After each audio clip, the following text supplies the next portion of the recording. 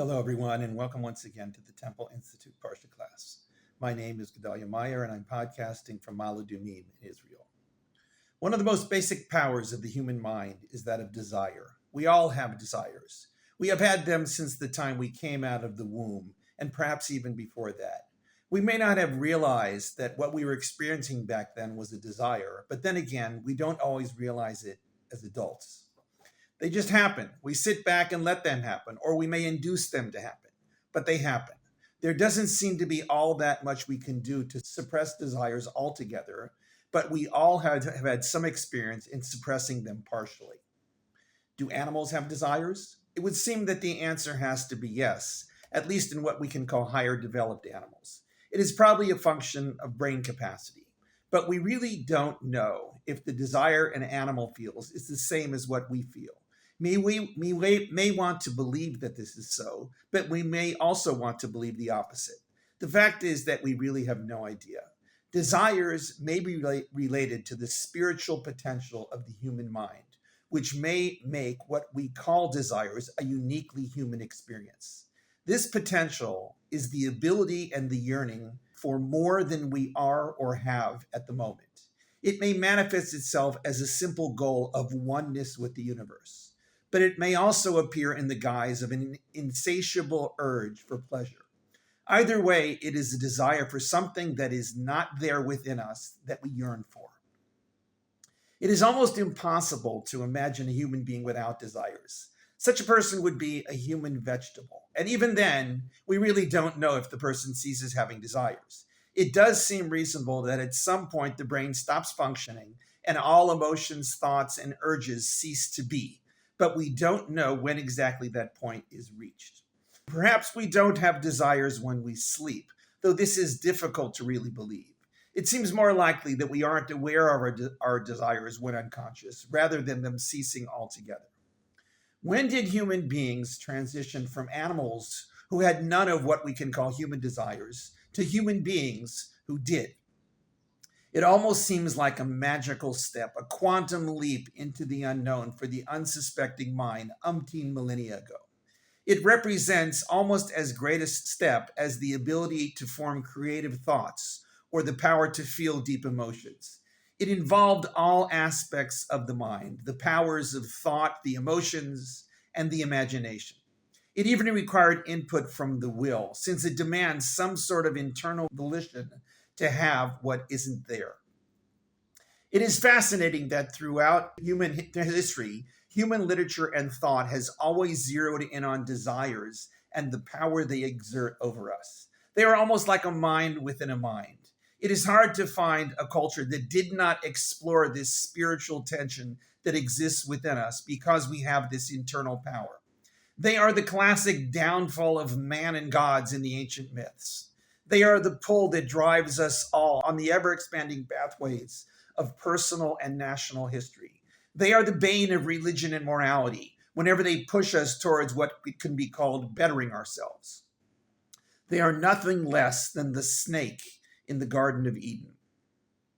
It should therefore come as no surprise that the suppression of uncontrolled desire is an almost universal goal of religion and morality, at least among those that seek some sort of union with our higher selves or with a higher moral power. The opposite goal, the unconstrained unleashing of desire, seems to be a classic goal of what can be called a satanic belief. This conflict between these two opposing spiritual sides, God and the devil, has frequently been waged on the battlefield of desires.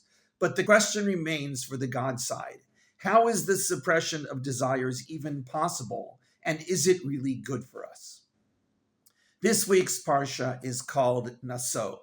It is the longest Parsha in the Torah, even though it has one of the shortest titles. The title actually means lift, or something along those lines. It refers to a command to lift the heads of a certain subfamily of the Levites, which is a biblical way of saying to take account of them.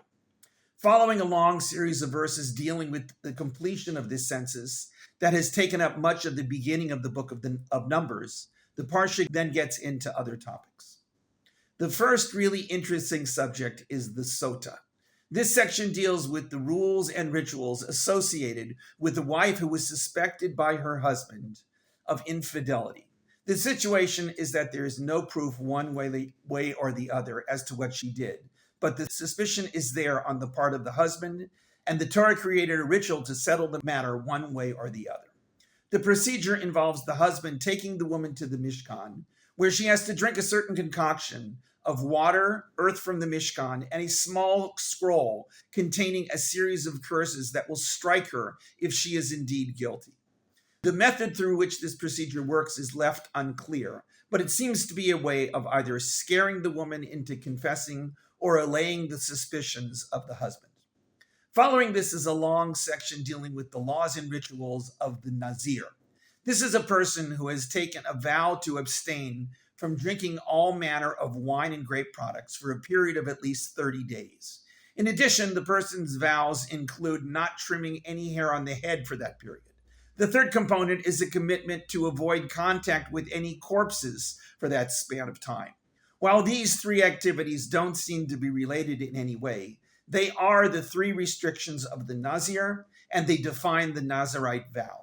When the Nazir has completed the period of time successfully, a series of offerings are required to be brought, after which the Nazir goes back to normal non-Nazirite life. After the Nazir section, there is a short section with the famous blessing of the Kohanim. This short blessing was to be recited by the Kohanim to all the other Israelites on certain occasions. This is still done in Israel today and in many synagogues around the world on a daily basis. The Kohanim, who know who they are and how to recite this blessing, and everyone else listening to it, treats it with the respect deserved of a blessing right out of the Torah.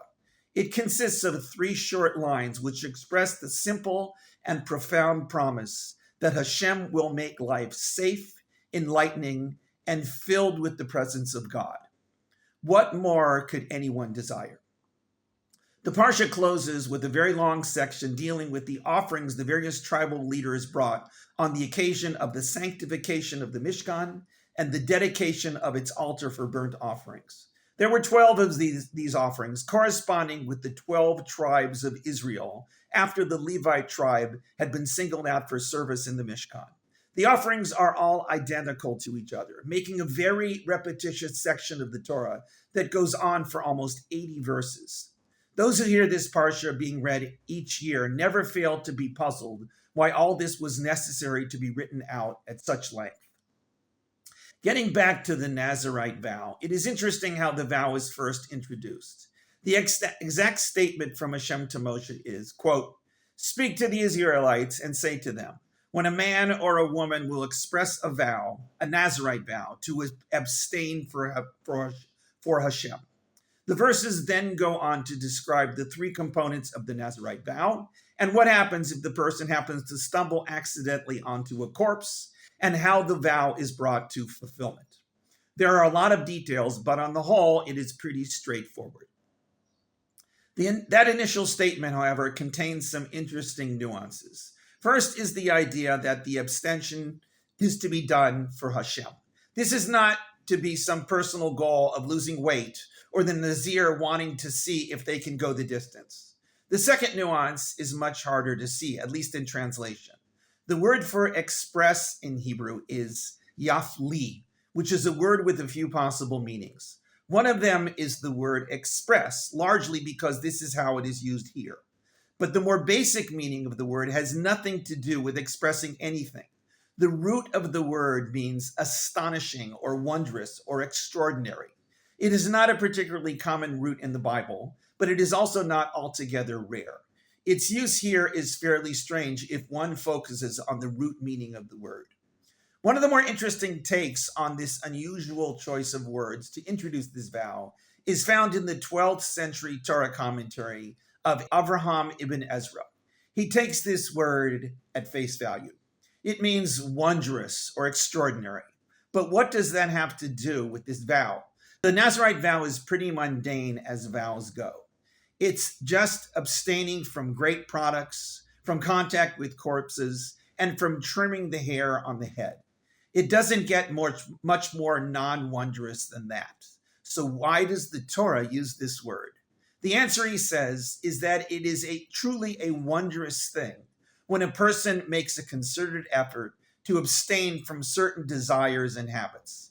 These may not be the most common desires in the world or the most pernicious of habits, but in biblical times, they probably were fairly prevalent. 30 days may not seem like an eternity when it comes to not getting a haircut or touching a dead body, but we don't live in ancient Israel. Certainly, the abstention of grape products, including wine and other forms of intoxicating drinks, was one of the main sources of pleasure in biblical times. It wouldn't take any great imagination to come up with the equivalent of these three common practices for modern times. This essentially was what the Nazirite vow really was. To abstain from these things was indeed extraordinary. It required a formal vow, and that vow had to be fulfilled. This was a truly amazing process to go through, and it entailed a personal commitment to complete it, even if only for a month. This was the Torah's practical way of mastering the art of overcoming, or at least controlling to some degree, desire. For a person to truly take this quest on was nothing short of wondrous. The Torah calls such a person holy. It put that person in a unique echelon of people, those who have chosen of their own free will and not by any compulsion or social pressure to gain control over the ever-spreading tentacles of desire. It didn't require a lifetime commitment, though that was an option, but it did require some sustained period of abstention. It may not have been any magic bullet in this ongoing spiritual battle, but it was a bold and holy step in the right direction. Shabbat Shalom.